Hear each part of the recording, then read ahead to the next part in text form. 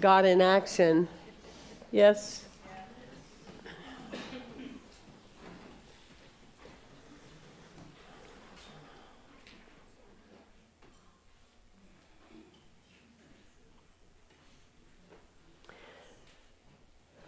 You know, I really appreciate the theater usher.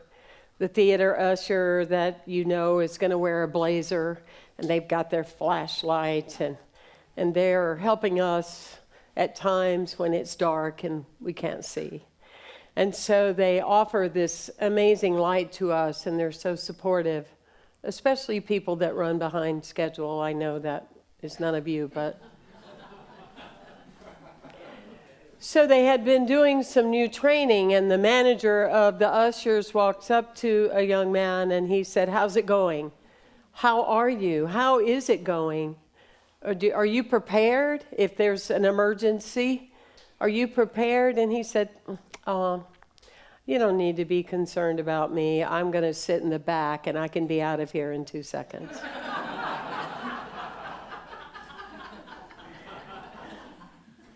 You know, I have continued always to draw from these wonderful teachings, the commitment to these teachings, more than telling someone how many years I've been hearing about them, but more importantly, how are they showing up on me? How can someone tell if they meet me at the grocery or the polo club or walking my dog that there's something unique about the light that I carry, that you carry? Yes? They're always watching, especially our children, right?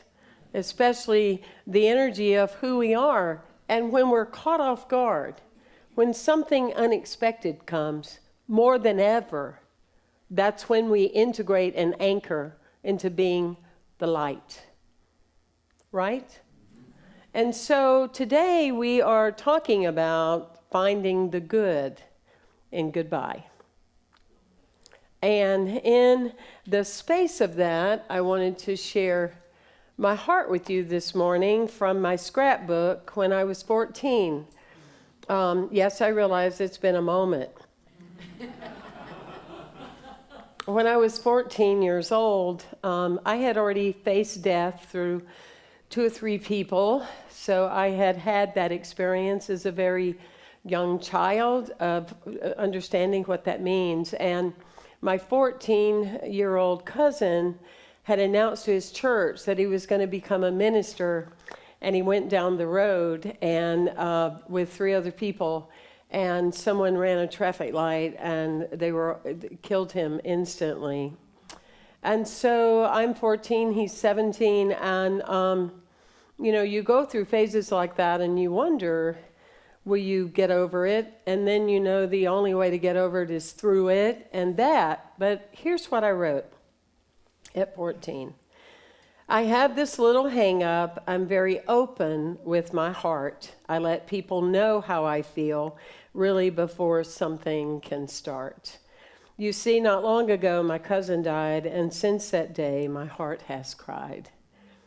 I never told him that I loved him, nor did I show I cared. I just treated him any old way. I figured he'd always be there. So when I treat you so special, please try to understand I believe in showing you now, in case we don't pass this way again. Yes, so when we experience a story such as this, then the new of us is what is our takeaway. And that was my takeaway. That was my cousin being the minister to me to say, in your life, Temple Ann, my cousin, don't hold back. When you appreciate someone, tell them. When you admire them, say it. When you are in a place and you say thank you for that, mean it, feel it. Stay current in how you feel about others. And I will say it is very different when you do that because you feel some level of completion. Yes? And you feel the energy of that. Our old experiences are designed to create new ways of being.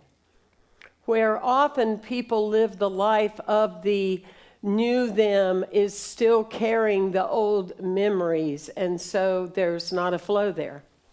Do you relate? There's not a flow there.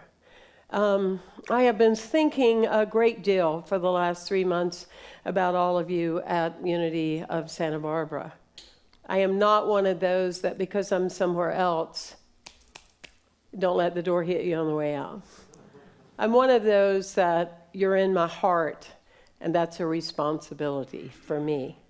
And it's a responsibility that I carry in my being, knowing that your consciousness needs to be and do what it is to do. But on the other hand, if there's any way I can be an influencer, then that's what I choose to be. Because you have something uniquely valuable here. And I don't know how often you go out and you look at other Unity communities. Not many are open. You have no idea, I don't think, some of you, how well you're doing. It's profound, really. Give yourself a clap. And so you trust the board. You trust the people that have loved this place, and you trust the direction that they're going. You trust them. Or ask, how may I help you? Yes? And so in that space, I was thinking of like here, in 2003, I filled in as a guest speaker. And people came up and said, we want to vote for you. And I went, I'm not running, whatever that means. And, and so they met with me as a team, somewhat like here at first, years ago, and said, would you? And I said no. And I find a lot of my no's mean yes. I don't know about you, but test, muscle test. Anyway, and so I answered the call to follow a minister that had been there for 13 years. He looked like Moses, and he acted as calm as Moses. And just a wonderful, one of the great loves of my life. And I followed him. And everyone was really excited until all the committees got together. And all the committees decided that there needed to be issues and challenges and drama. And I'm going to do that, and I'm going to take care of this, and I'm going to go. And they just thought about that, and they all started, not all, but some of them started going in that direction, yes? And they're like, we need to grieve. Oh, there's so much grief. And it's like, so they brought in a grief counselor. And so Reverend and I sit there, Reverend Allen and I, and the grief counselor came swirling in, and she said, Reverend Allen, are you retiring because you want to? He said, oh, yes. Do people know about it? Oh, yeah, he's been saying it for 2 years. Oh, that was the longest time. Anyway, yes, he's been saying it for 2 years. Okay. Well, Temple, do you want to be here? Yeah. Mm-hmm. Yes. And aren't you Unity? I didn't like hearing that. Do you? Aren't you Unity? Yes. Then what is the issue? All you need is a direction. That's it. Give yourself a clap of direction. All you need is a direction. Yes, because this is on a forward movement, and we must continue and keep it. That's what love is. People said to me there when I left after 18 years, and let me tell you, I was a hot mess. I cried a whole lot. No! But let me just say that they said, what can we do for you? We love you. And I said, if you really mean that, then when I come and view you online, let me see amazing things. Can you do that for me? Can you do that for me? Can you do that for us? Because it's a decision. We make a decision, and we're very clear. It's about right now. It's not about the goodbye of what it was like when our parents divorced, or our husband left us, or our girlfriend, or whatever case. I won't get too far off track with that. But that is the space. And to have a vision. And I think sometimes when we talk about vision, we think about vision in an energy of, a home or a property or a car or children or things that we look forward to.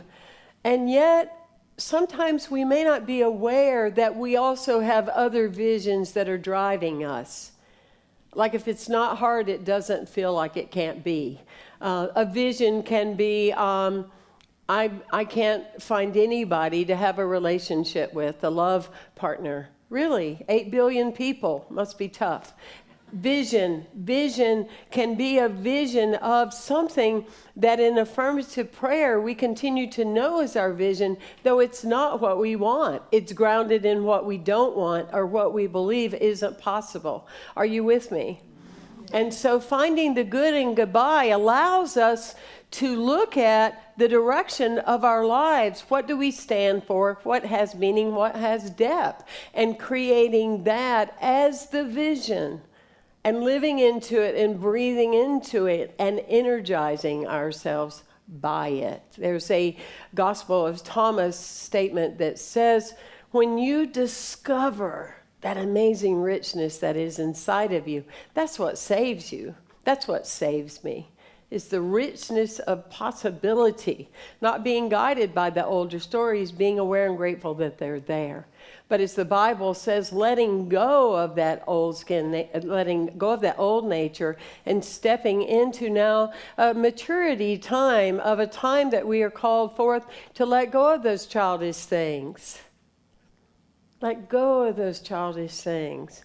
And so in the space of that, I was thinking about this little girl that when I lived on the east coast of Florida, I talked to her when she was in her mother's belly. She was her mother was an employee of mine, and I used to talk to her. And so the first time I met her in human form outside of her mother's belly, she laughed because she went, "That's that crazy person. Here we go.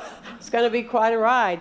And we were very close, and I would do things with her often during the week and the weekend. And then I moved away. I don't know, maybe you go where you're called. Let me just clear that. But anyway, so I went away. So I would come back ever so often and see her. And every time it was time to go, she would be like crocodile tears and, all of that. And one day I looked at her and I said, "You know what, Kaylee? Goodbye doesn't have to be sad.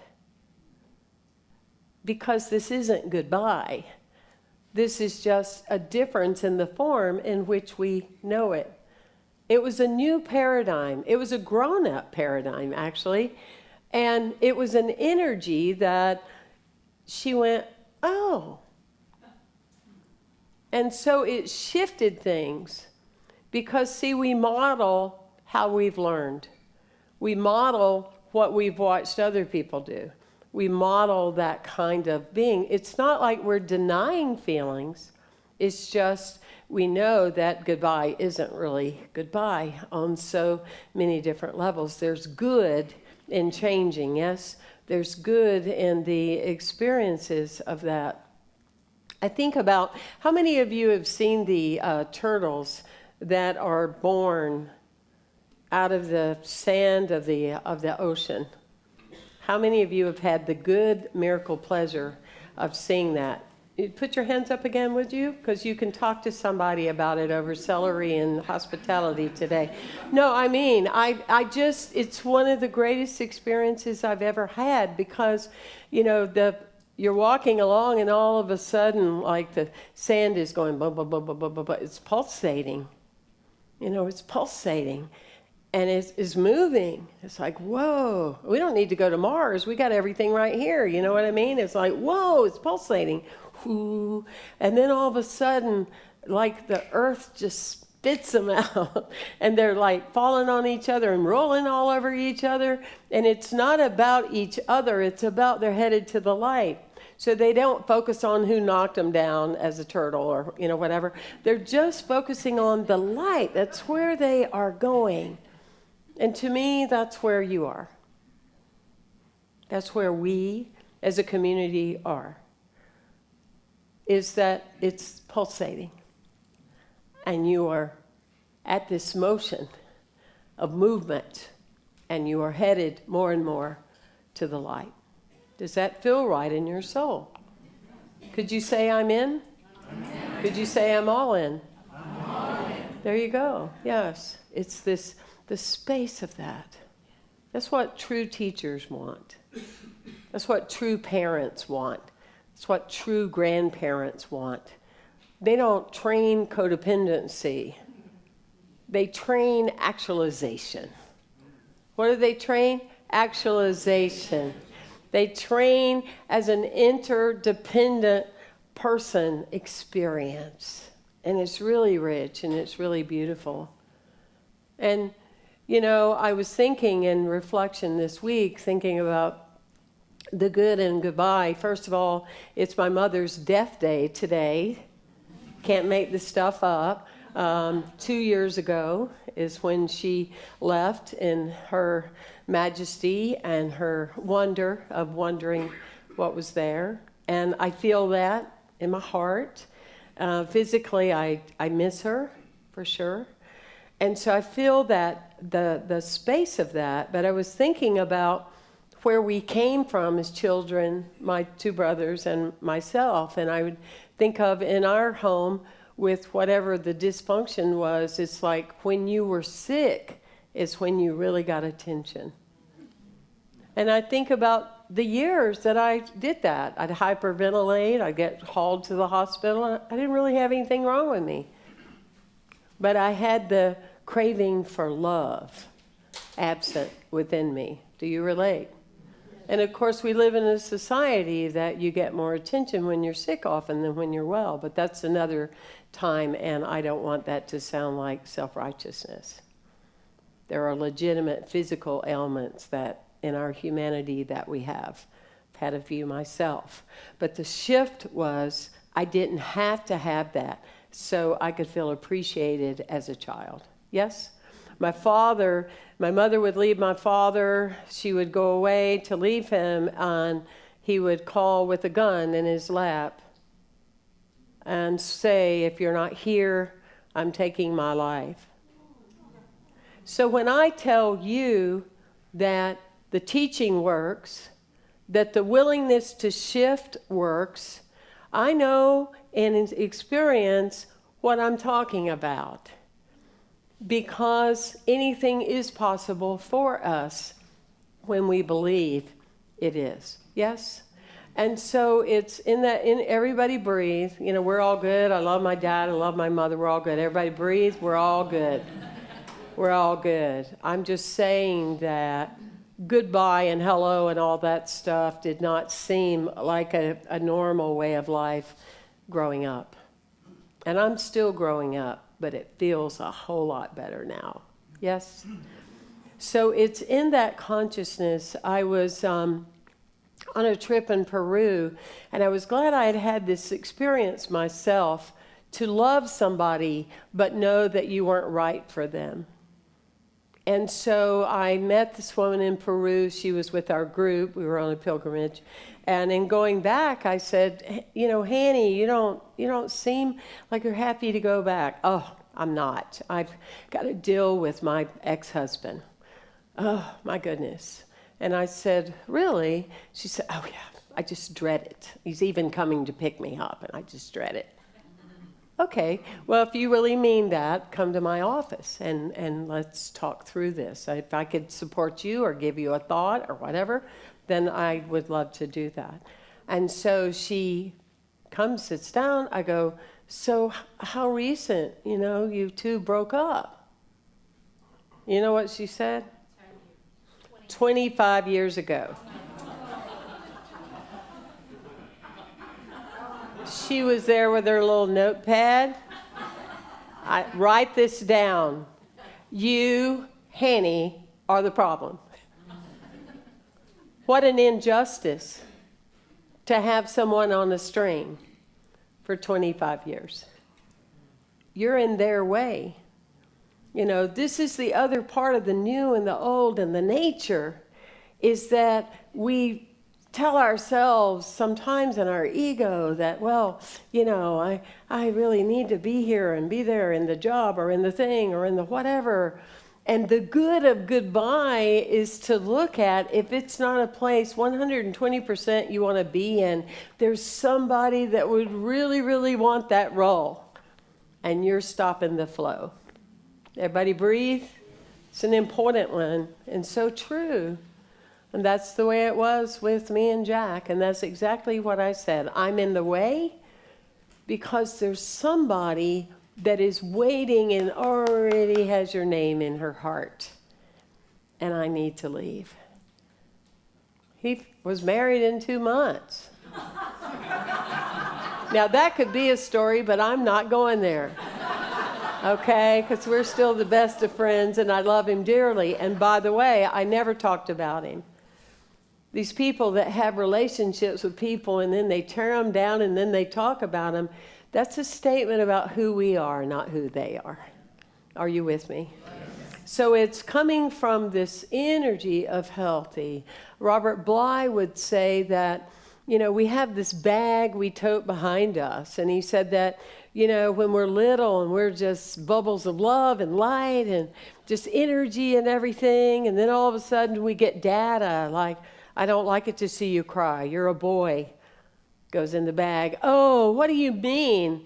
You're too much. Goes in the bag. Oh, you talk too loud. Goes in the bag. And that we end up, by the time we're 20, in some cases, we tote that bag.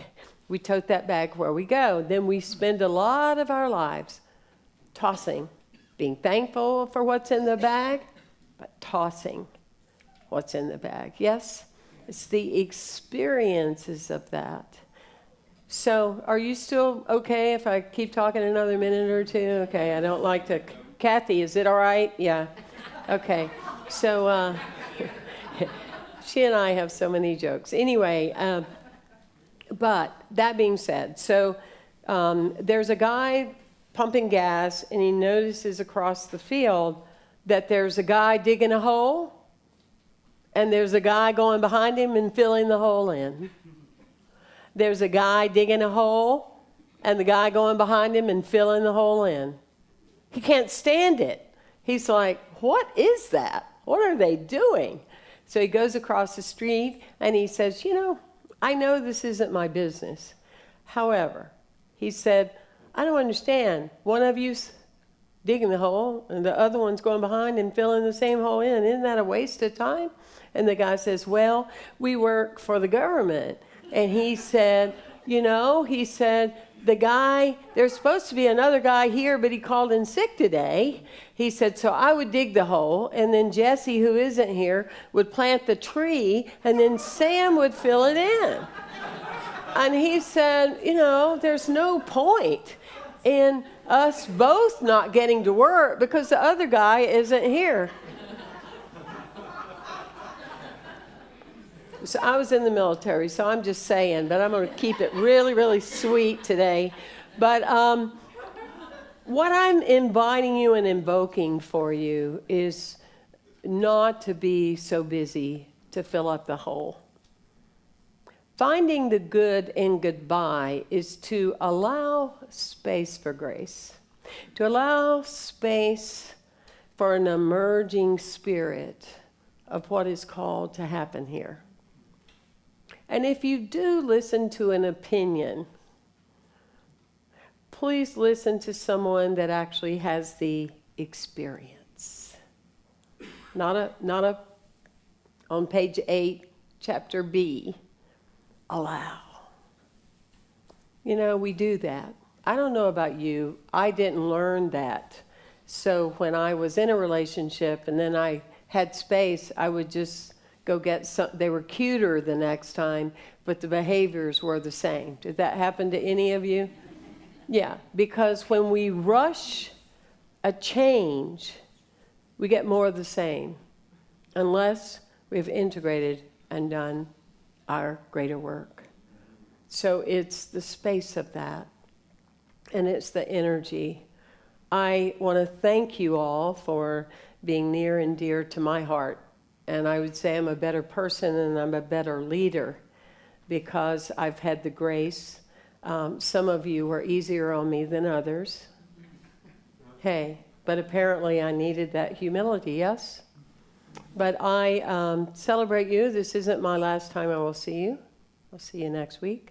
But I'm just very grateful for you in my heart, and I believe in you very solidly. And as you are moving forward, the consciousness, you always keep those bones, those four bones in your life, your backbone for courage, your funny bone for laughter, your wishbone for your dreams, and the hollow bone, which is allowing what you don't know yet about yourself. Thank you for your time today. Thank you. Thank you. Thank you. Thank you for your time. Thank you. Thank you. Namaste.